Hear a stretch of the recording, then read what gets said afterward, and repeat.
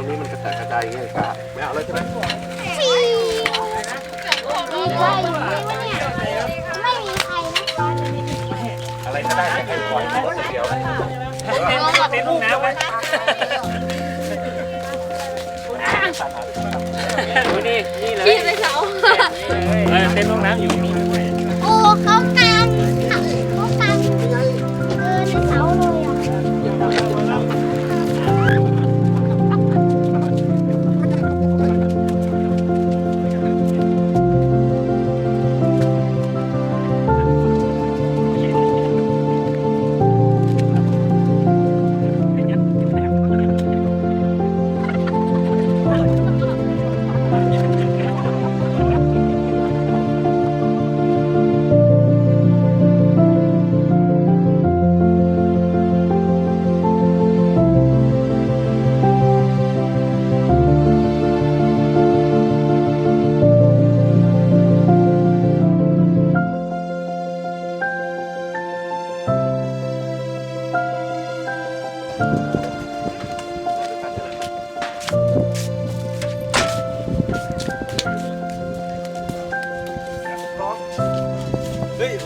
ติดกล้องไว้ตรงนี้นี่หว่า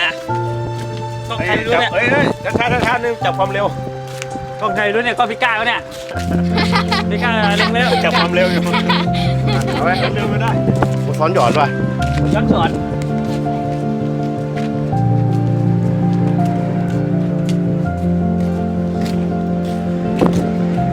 เฮ้ยถ่ายนี่มาทำให้คันเดียว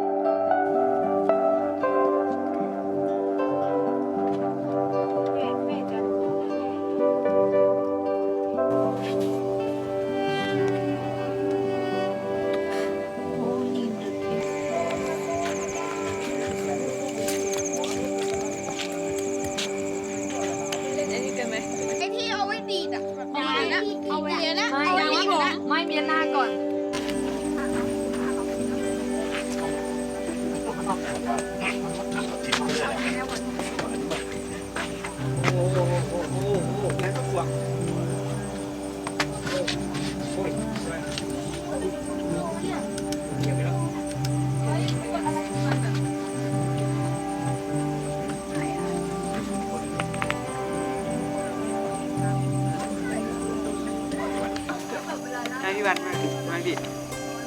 ไม่เราไปแล้วก็จะเอาหาไงเรื่อง เที่ยวบุกป่าถ้าบุกป่าอย่างเงี้ยโอเคน่าจะแต่บุกป่าอย่างเงี้ยน่าจะ มันจะไม่เอามึงแล้วล่ะมึงมาทำไมวะ ว่านั่งมุงผิดว่ะแมงจริงแมงแมงตัวนั้นน่ะมุงเป็น